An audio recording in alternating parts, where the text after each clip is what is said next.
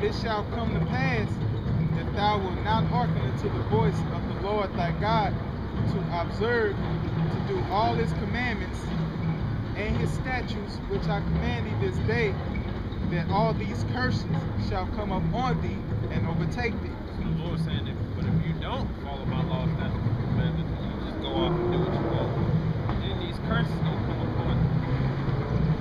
I'll jump straight to the point. There's plenty of curses describing what happened to the Israelites. This is Deuteronomy 28, verse 68.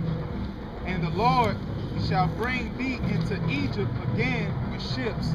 So the Lord said He's gonna bring thee into Egypt again with ships.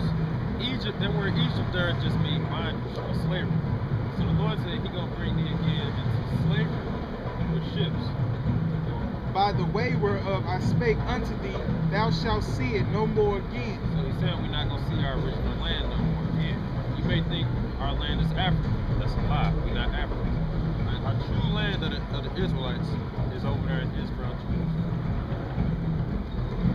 And there ye shall be sold unto your enemies for bondmen and bondwomen, and no man shall buy you. So the Lord said that you don't follow the truth, that at one time He's gonna bring thee again into Egypt, which is slavery. So we're gonna go into slavery again with ships, right? Where we not gonna be in our land no more, and we're gonna be sold as bondmen, bondwomen. Why you got the curve, man? Back to your dollar, man. Egypt again. That's Egypt. Now I gotta ask you, what people did that happen to?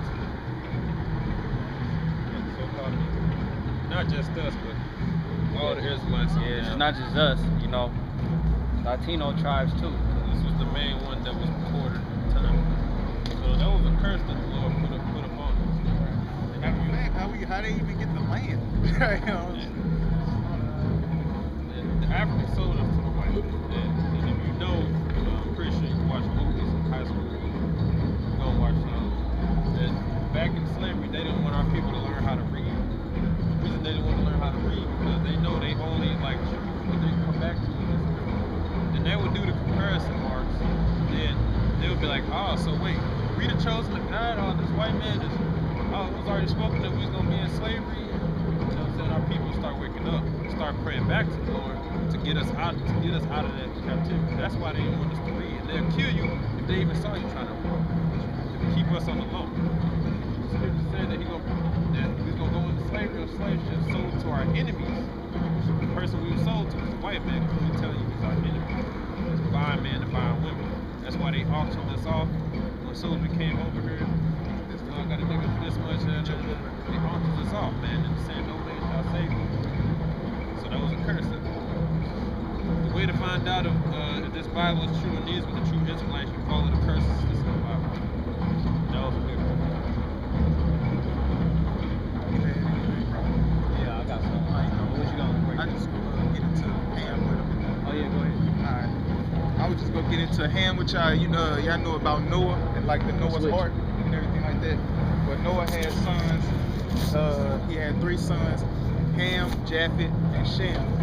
And this right here is gonna get into the description of Ham, because like the Africans, that's who Ham is, Africans. And I know it's kind of hard to understand that we not Africans, but it's in this book. It's gonna let you know the definition of Ham, and we not the same as an African. All right, this is the definition of Ham, the youngest son of Noah, born probably about 96 years before the flood, and one of eight persons to live through the flood. He became the progenitor of the dark races, which means he was the beginning of the dark races, not the Negroes. Not the Negroes. So you saw how he was the progenitor of the dark races, but not the Negroes. But the Egyptians, Africans, Ethiopians, Africans, Libyans, Africans, and Canaanites. Africans. So if you think that you're African, and they tell you African just to further put a bondage on your mind, thinking that you're a part of them. Just because we dark skinned don't make us the same. As you can see, we two completely different people. They do wicked shit, basically. They like have horses pee on their head and stuff, thinking it's good and stuff. We're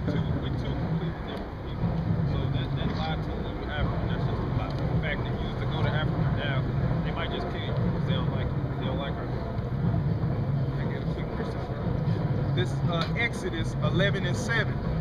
But against any of the children of Israel shall not a dog move his tongue, against man or beast, that ye may know how the Lord doth put a difference between the Egyptians and Israel. So the Egyptians were the Africans.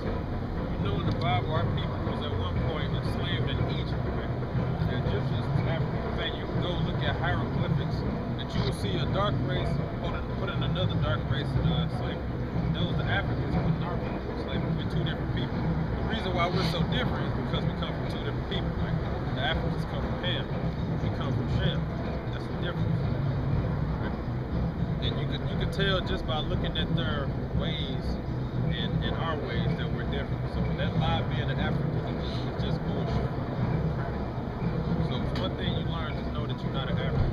If somebody asks you your nationality, tell them you're a Jew, a real Jew. This is Psalms 83. For lo, thy enemies, 83 and 2. For lo, thy enemies make a tumult.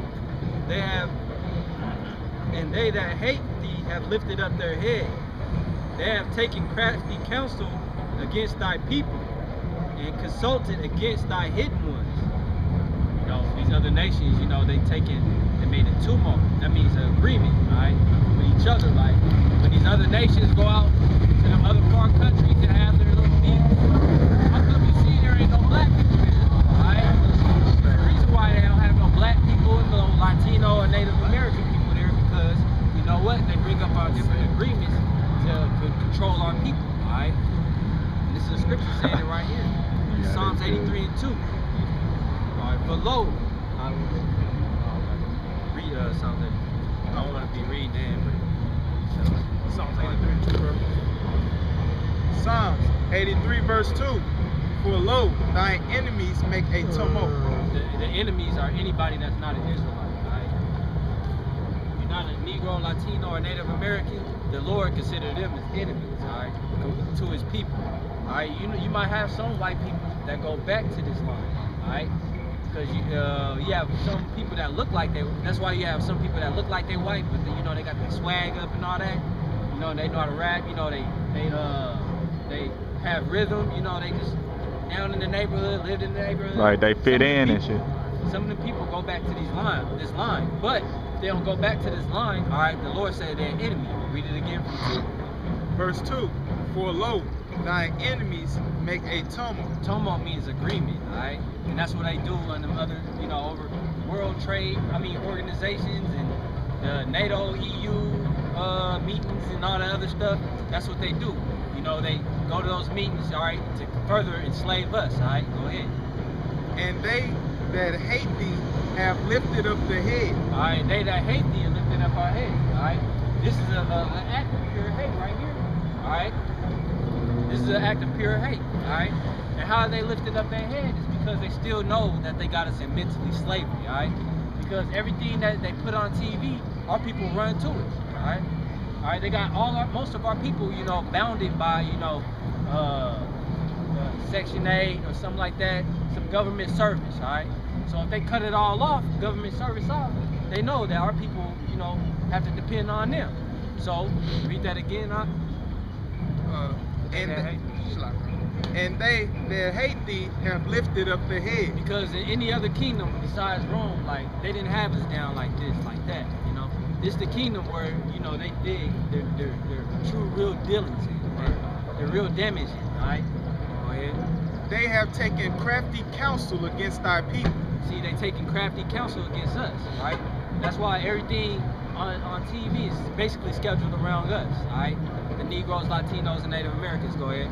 And consulted against thy hidden ones. They consulted against us, all right? Go ahead. They have said, come and let us cut them off from being a nation. They said, come, let us cut them off from being a nation. All right, how are we being cut off from being a nation? Because you know what?